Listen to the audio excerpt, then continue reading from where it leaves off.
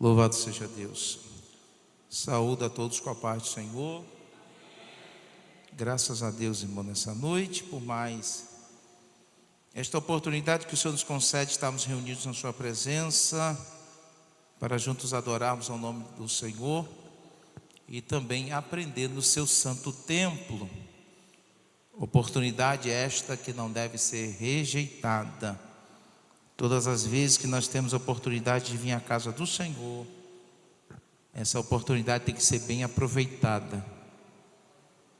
Que nós possamos adorar o Senhor e também abrir o nosso coração para ouvir Deus falar conosco. A mensagem que eu vou trazer hoje para os irmãos, eu tinha feito umas anotações algumas semanas atrás. E ficou guardada. Aí o pastor presidente disse: olha, hoje à noite você vai trazer uma mensagem. E eu fiquei, li um texto, li o outro, e fui para cá, e fui para lá, e falei: Jesus, o que é que eu vou pregar? E aí no final da tarde, eu, entre as minhas anotações, que eu tenho um bocado de papelzinho anotado, eu achei. E eu coloquei: mensagem para o próximo culto de ensino. E o interessante é que quando nós entramos aqui, os hinos que foram entoados no início, tem muito a ver com o que nós vamos falar nessa noite. Convido a todos os irmãos para abrir a sua Bíblia, a inerrante, infalível, poderosa palavra de Deus, que querem calar e querem dizer que não é, mas é. Sempre foi e sempre será. É ela que transforma o homem velho numa nova criação. 1 Pedro capítulo de número 2, verso de número 9. Eu amo esse texto. Glória a Jesus. Eu quero que você entenda nessa noite, de uma vez por todas, que você não é qualquer um. O teu adversário é um mentiroso. Tenta colocar em você inferioridade. Tenta dizer que você não é nada. Tenta dizer para você que você não vai para lugar nenhum. Mas nesta noite o Senhor tem algo para falar para mim e para você. Carta do apóstolo Pedro, primeiro a Pedro, capítulo 2, verso 9. Todos encontraram?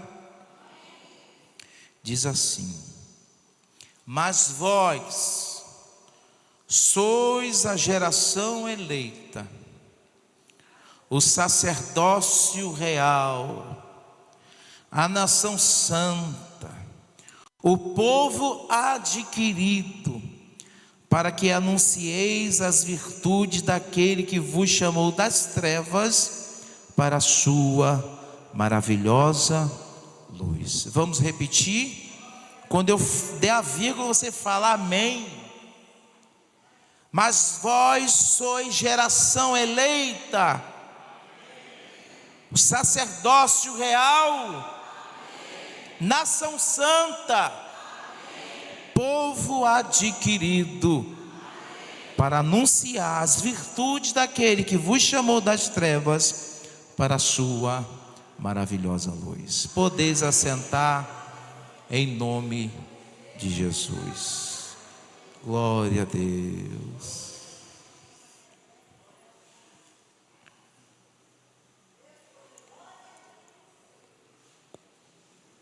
Quando Jesus morre na cruz do Calvário, a Bíblia fala que a separação que havia entre nós e o nosso Deus, ela é tirada. O véu do templo, ele é rasgado de alto a baixo. Aquilo que nos impedia de chegar na presença de Deus é tirado. E a partir de agora nós temos livre acesso à presença do Deus Todo-Poderoso. A carta do apóstolo Pedro nos traz uma informação muito interessante.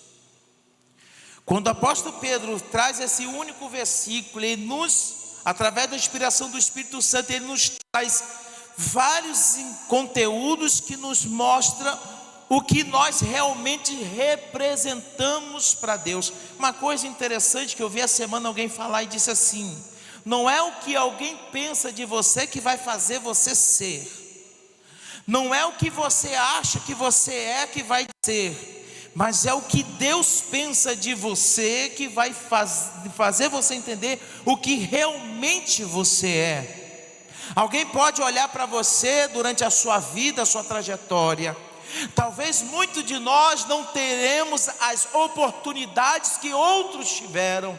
Talvez muitos aqui não terão fama, muitos aqui não serão reconhecidos por vários lugares do mundo, muitos talvez em algum momento passará pela vida como tipo um anonimato, talvez será conhecido no meio dos seus amigos, da sua igreja, mas talvez durante a sua trajetória não vai passar, a sua influência não vai passar da sua cidade, não vai passar do seu bairro, ou talvez do seu estado. Muitas vezes a gente observa e acha que a vida só vale a pena quando a gente alcança todos os objetivos, mas quando nós debruçamos na palavra de Deus, e Deus mostra o plano que Deus tem para a nossa vida, nos faz entender o valor que nós temos, faz entender por que Jesus fez tanta questão de morrer na cruz, para que eu e você nesta noite estivéssemos neste lugar. Quando eu estava orando, eu disse: Senhor, eu graças te dou, porque o Senhor olhou para mim e me escolheu, o Senhor me lavou com o seu sangue, o Senhor escreveu o meu nome no livro da vida e me fez cidadão do céu. O Senhor me fez ministro. O ministro é uma autoridade. Às vezes alguém olha até para você e vai dizer: ele não é nada, ela não é nada, talvez não tenha um nível superior completo, talvez você nunca terá a oportunidade de estudar no exterior, talvez alguém terá até a oportunidade de estudar fora, pós-doutorado, graduação em alguma universidade de renome, mas talvez outros não terão esta oportunidade. E talvez alguém olhe para você e está dizendo: ele não tem valor nenhum, ele mal sabe escrever o nome, ela mal sabe falar direito. Só que a Bíblia diz que nós somos ministros de Deus. A Bíblia diz que a partir do momento que nós aceitamos a Jesus e que nós começamos a trilhar caminho da salvação, o Senhor nos faz representante do seu reino nesta terra. E a gente precisa entender que isto é uma responsabilidade muito grande. Muitos não têm compreendido isso, e por não ter compreendido isso, não tem ainda se posicionado naquilo que Deus exige e requer de nós. Muitas vezes a gente vai vivendo a vida de qualquer jeito e esquecendo que Deus tem um projeto maravilhoso para nós. O apóstolo Paulo disse: se nós esperarmos o Senhor somente nas coisas desta vida, nós somos um dos mais miseráveis de todos os homens, porque o que Deus tem para você é muito além daquilo que você vive aqui. Deus tem uma eternidade para você, Deus tem um propósito para toda a vida para você, Deus tem algo grande para você, e nós vamos falar dentro desta mensagem. Ela não vai ser muito longa. Talvez alguém até ficou preocupado porque na outra segunda-feira eu passei um pouquinho, mas porque era necessário passar. O tempo era pouco e não dava para falar tudo. Mas nesta noite a palavra de Deus será falada ao meu e ao teu coração. Quando o apóstolo Pedro diz que nós somos uma geração eleita, ele está dizendo: olha, se fosse pelas suas qualidades, se fosse simplesmente por você, jamais seríamos escolhidos por Deus. Ninguém está aqui porque é muito bom, ninguém está aqui porque é bonito, ninguém está aqui porque fala bem, Ninguém está aqui porque tem nível superior. Ninguém está aqui porque tem um emprego bom. Ninguém está aqui porque simplesmente tem um salário melhor do que todo mundo da cidade. Não, nós estamos aqui por causa da graça de Deus. Deus olhou da terra e não viu um justo sequer. Se fosse pelos nossos méritos, jamais seríamos salvos. Por isso que João 3,16 diz: porque Deus amou o mundo. O apóstolo Paulo estava dizendo: olha, nós ainda estávamos no pecado, nós ainda estávamos no lamaçal, nós ainda estávamos vivendo a nossa imundícia, nós estávamos na podridão, e alguém olhava para você, não dava nada. Esse aí não tem futuro, essa aí não tem mais jeito, essa aí não tem mais esperança, esse aí é um escravo da bebida, essa aí só vive nessa situação, esse aí só gosta de festa, esse aí não tem compromisso com nada. Mas é nesse momento que Deus manifesta o seu amor. Deus olha para mim, para você, diz que ninguém está vendo nada em você, todo mundo só está vendo sujeira, todo mundo só está vendo podridão, todo mundo só está vendo coisas ruins, mas eu te escolhi, porque independente do estado que você esteja, você é imagem e semelhança minha, você foi criado pela minha mão, e eu tenho um valor muito grande pela sua alma. Aleluia. Nós fomos eleitos, escolhidos. Não fomos nós que escolhemos ao Senhor, mas foi Ele que escolheu a cada um de nós. E você e eu precisamos valorizar.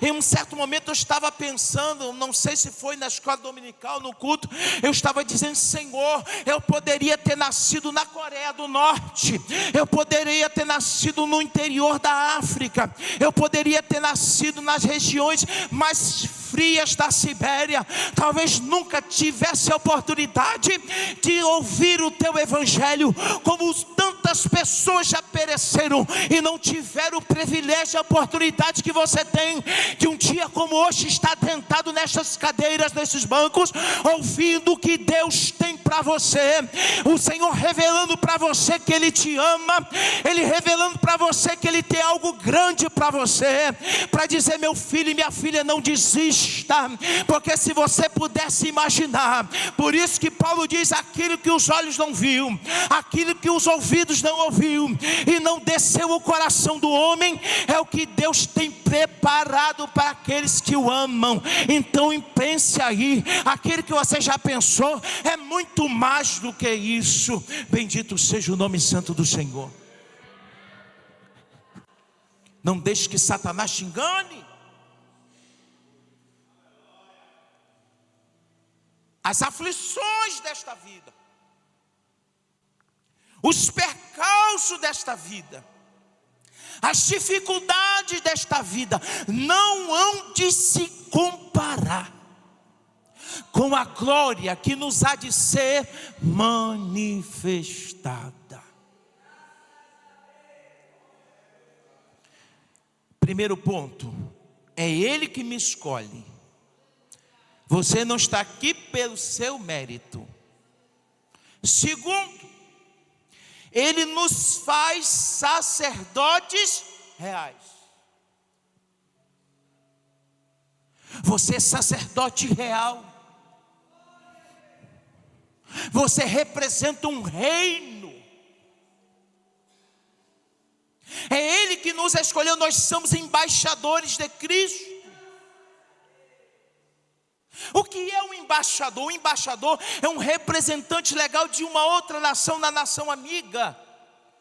Ele representa o seu país, os seus valores, ele faz um intercâmbio entre dois povos. Nós estamos aqui como igreja, entenda isso. Nós fazemos o intercâmbio, a ligação do mundo terreno com o mundo espiritual. Nós apresentamos uma nação santa, nós apresentamos um reinado que e jamais perecerá. Nós estamos aqui representantes de Cristo Jesus, e nós estamos aqui falando de todos os prazeres, tudo aquilo que nós temos que no futuro de receber, no futuro de poder vislumbrar ou de experimentar e oferecer a tantos outros aqueles que quiserem participar desse reino. E a gente vem e traz: para entrar no meu reino é necessário ter o seguinte, tem que ser assim, tem que ser assado, tem que andar desse jeito. Talvez algumas pessoas já viram que quando um missionário vai ser enviado para outra nação, ele é necessário que ele passe por um intercâmbio cultural, ele precisa passar pelo momento de aprimoramento, dele estar se adequando, se ambientando, porque em outro país é outra língua, é outro costume, é outra vestimenta. No outro país os costumes são diferentes. Para que não haja um choque de cultura, a pessoa é preparada, ela estuda, ela examina, ela analisa todas as circunstâncias, para que naquela outra nação ele não seja pego em um ato infracionário, porque tem coisas que aqui não é crime, lá é, tem coisas que aqui que eu posso falar, eu não posso. E aqui a palavra de Deus está dizendo que nós somos sacerdote real, nós somos o representante do reino de Cristo, e a gente precisa tomar posição como tal. Eu preciso me portar como representante do reino dos céus. O mundo tem que olhar para mim, e eu bato nessa tecla todas as vezes que eu tenho oportunidade. O mundo tem que olhar para mim e entender: ele não é daqui. Ele é diferente, ele é diferente. O apóstolo Paulo diz que nós somos peregrinos nesta terra. A minha pátria não é aqui, e eu preciso estar pronto, porque a qualquer momento, interessante isso aqui, o embaixador pode ficar 10, 15, 20, 30 anos numa nação, mas a partir do momento que o governo dele lá central manda chamar, não tem meio termo não. Olha, você vai ser remanejado. Ele tem que estar de mala pronta, tudo pronto. Por mais que ele tenha feito amizade e tudo, ele disse: eu preciso voltar para a minha pátria, porque o meu governador, o meu Senhor, o meu Rei, Ele está me chamando. E a igreja de Cristo está com o tempo de vida, de existência aqui como igreja contado. O relógio de Deus já está se aproximando, e em algum momento nós, como embaixadores do reino dos céus, como sacerdotes reais, seremos levados embora daqui. E aí a pergunta fica: quem quer ir conosco? Quem quer ir? Bendito seja o nome santo do Senhor. Quando alguém era separado para sacerdote, as suas vestes eram mudadas. Quando alguém era separado para o sacerdote, as suas vestes eram mudadas. A partir de agora, as suas vestimentas são outras. Quando Deus dividiu as tribos de Israel, a tribo de Levi ficou sem terra. Diz assim: tu vais viver entre os teus irmãos e serás sustentado por eles. Como é que alguém sabia que aquele personagem, aquele homem, aquela mulher era da tribo de Levi? Porque as roupas dos levitas eram diferentes. E aonde um levita passava, disse: ali é um levita. Quando o levita vinha à casa de alguém, era bem recebido, era alimentado, porque sabia que ele era representante do reino, e ele fazia parte do sacerdócio real, ele fazia parte de tudo aquilo, daqueles escolhidos por Deus, e sabiam que eram abençoados por Deus quando faziam isso. E nós não somos diferentes. O mundo quer que a gente seja igual a eles, mas a gente tem que usar nossas vestes diferentes. Não é somente veste espiritual não, é as nossas vestes também. A gente precisa ser um diferencial no mundo. Jesus disse que nós somos sal da terra e luz do mundo. Se o sal não salga, não presta mais para nada, não tempera. Nós somos sacerdotes do rei. Nossas roupas expressam a nossa crença, expressa os nossos valores, nosso estado de espírito também. Você sabia disso? Quando alguém está triste, como é que é a roupa? Veste roupa de luto. E alguns, aqui não tem muito esse costume, mas tem lugar que tem, aí veste-se de preto, está enlutado. Mas quando estamos na festa, nossas roupas o quê? De festa. As nossas roupas transmitem o nosso estado de espírito. Então, se eu sou do reino de lá, eu tenho que vestir uma roupa que condiz com o reino de lá. E a Bíblia manda que eu tenho que me vestir com decência, com pudor. Não posso usar roupa escandalosa. Não posso andar de qualquer jeito. Eu sou representante de um reino de além.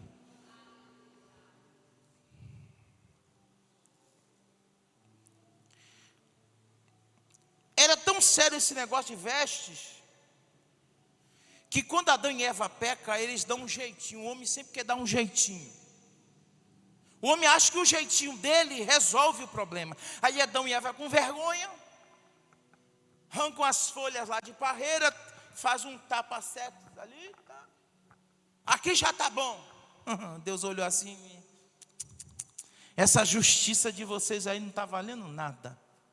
Deus mata o cordeiro e tece 2 vestes e dá para o casal vestir.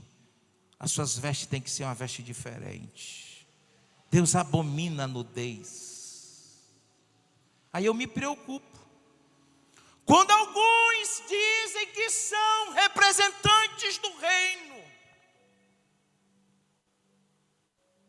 e desde estar usando as vestes que Jesus manda vestir, eu começo a vestir as vestes que o mundo me ensina, e disse: aqui, esse padrão aqui pode. Aí vai para o mundo, aí vai para a praia, aí vai para isso, aquilo, outro, quase nua. Perde o temor, expõe-se, esquece quem foi que te chamou, quem foi que te escolheu, quem você representa, qual é o reino que você está representando. Bendito seja o nome santo do Senhor. Sou sacerdote. Gênesis 35, 2. Olha que interessante. Eu vou lendo rapidinho, não vamos, já tem mais 15 minutos para encerrar. Gênesis 35, verso 2. Vamos ver aqui. Sobre veste.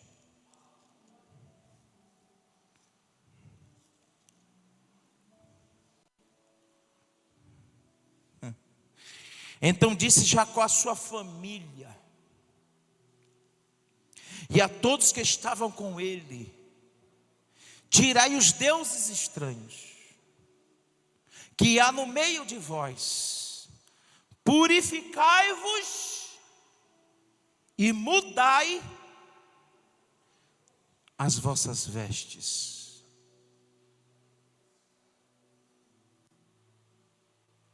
Jacó estava naquele dia tomando uma posição diante de Deus. A partir de agora o negócio vai ser diferente.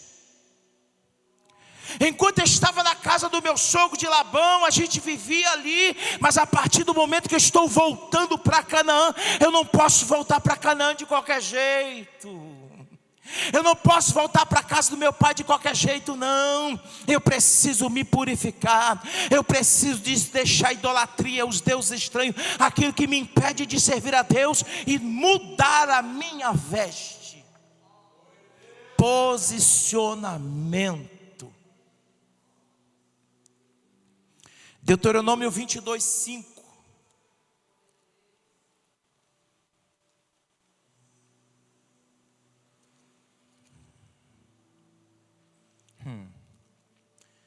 Não haverá traje de homem na mulher, e nem vestirá o homem traje de mulher, porque qualquer que faça isso, abominação ao Senhor, será abominação ao Senhor teu Deus. Cada um tem o seu posicionamento.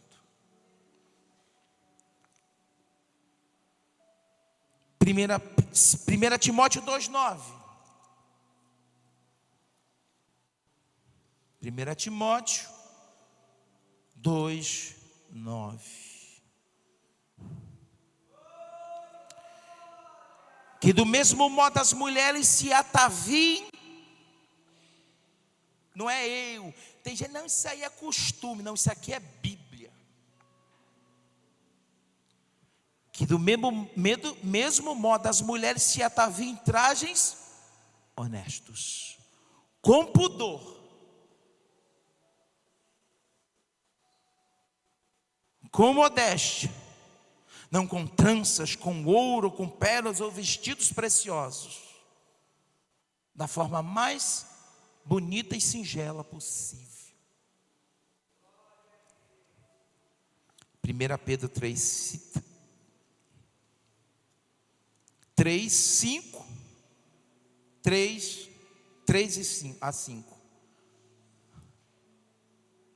O enfeite delas não seja o exterior, no frisado do cabelo, no uso de joias de ouro, na compostura dos vestidos, mas na beleza interior, no incorruptível traje de um espírito manso e quieto, que é precioso diante de Deus.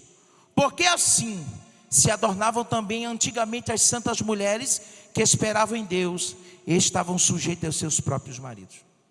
Um é para homem e outro é para mulher. Então até as vestes diz: a que reino eu pertenço?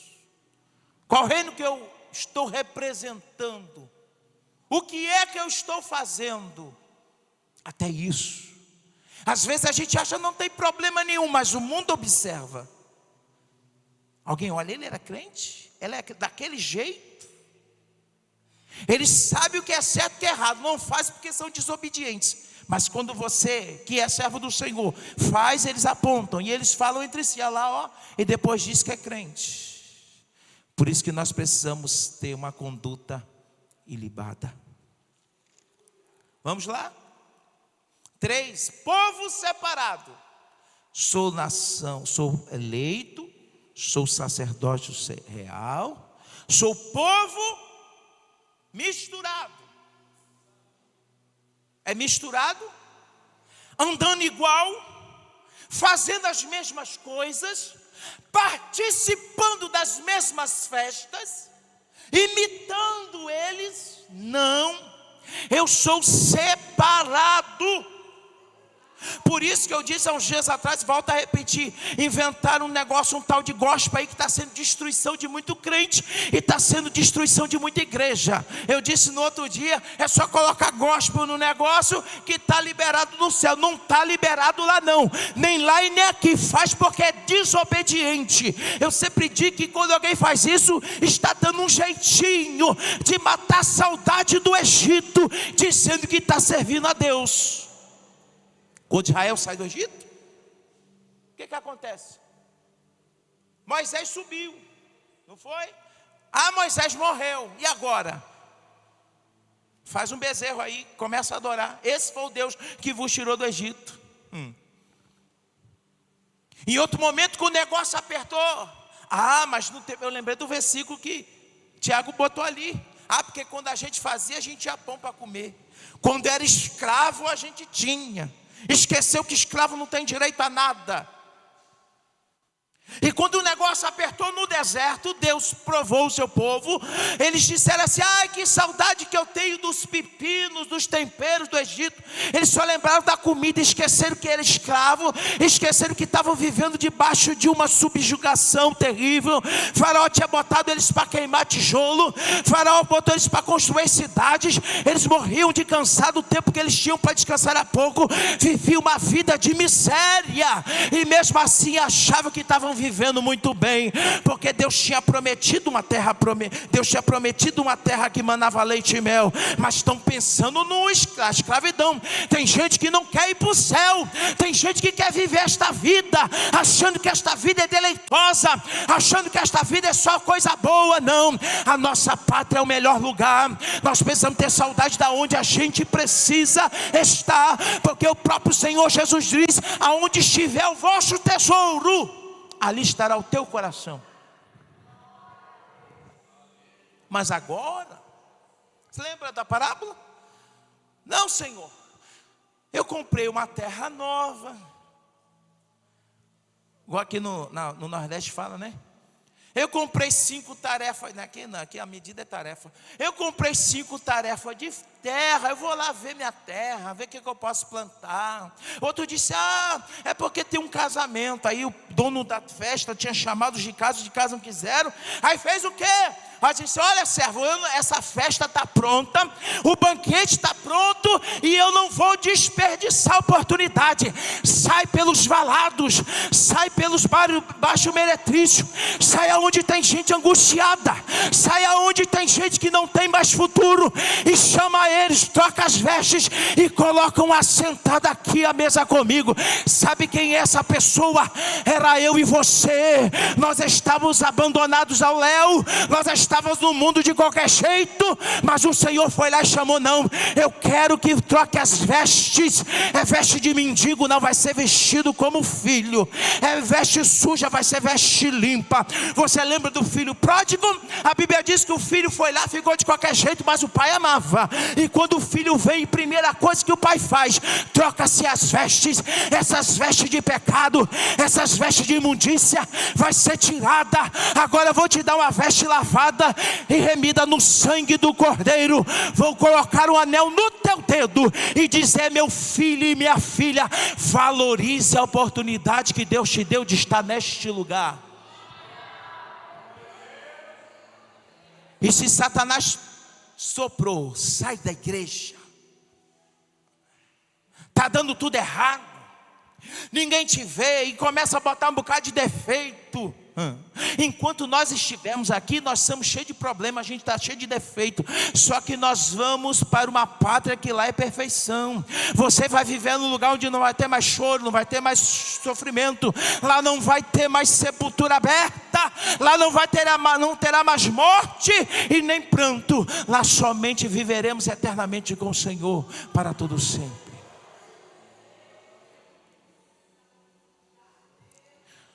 1 Pedro 1,15, como é santo, entende? Por que eu tenho que ser separado? Eu coloco a minha posição, obrigado.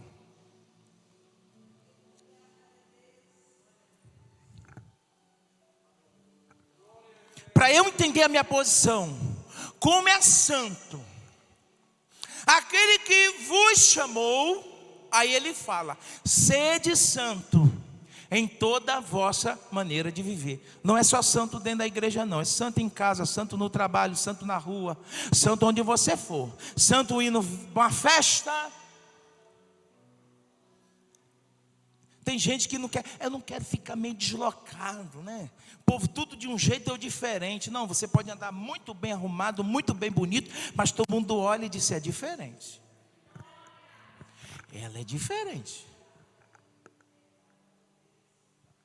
Até brinco às vezes, falo com as meninas assim, você já viu o site Moda Evangélica? Aí você vai olhar os vestidos, é uma elegância, coisa linda. Não precisa ficar se expondo para chamar atenção, não. Por isso que Pedro disse, não é do lado de fora que importa, o que importa é o que está por dentro, mas por dentro reflete fora. Entenda isso. Não é fora, porque Deus sonda o coração, mas quando por dentro eu sou transformado, automaticamente por fora muda também. Aquele que a palavra de Deus penetra no íntimo do ser, na divisão da alma e do espírito, e regenera e transforma, não consegue mais andar do mesmo jeito, ele muda. Ele é convertido, ele não é convencido. Como é santo aquele que vos chamou, sede santo em toda a vossa maneira de viver. 2 Coríntios 7,1. Amados, pois se já temos tais promessas que eu estou dizendo,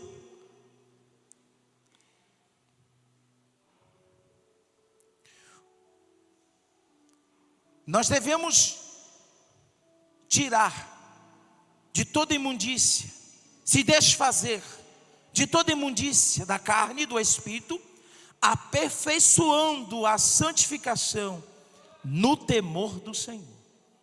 O temor do Senhor faz toda a diferença. O problema dos dias de hoje de muitos é que perderam o temor de Deus. Quando eu perco o temor de Deus, pecado já não é mais pecado. É o que está sendo estudado na escola dominical. O pecado já não dói tanto, já não é bem assim, relativo, porque eu não perdi o temor. Mas a partir do momento que eu tenho temor a Deus, temor é diferente de medo. Temor é respeitar a autoridade. Quer ver um exemplo de temor? O pai saiu para trabalhar e disse: olha, às 6 horas da tarde eu não quero ver nenhum filho meu na rua. Quando é 6 horas ele nem chegou, mas aí, não, meu pai disse que eu não posso estar na rua, então eu vou obedecer à autoridade dele. Aí vai para casa. Eu estou temendo, porque ele é uma autoridade.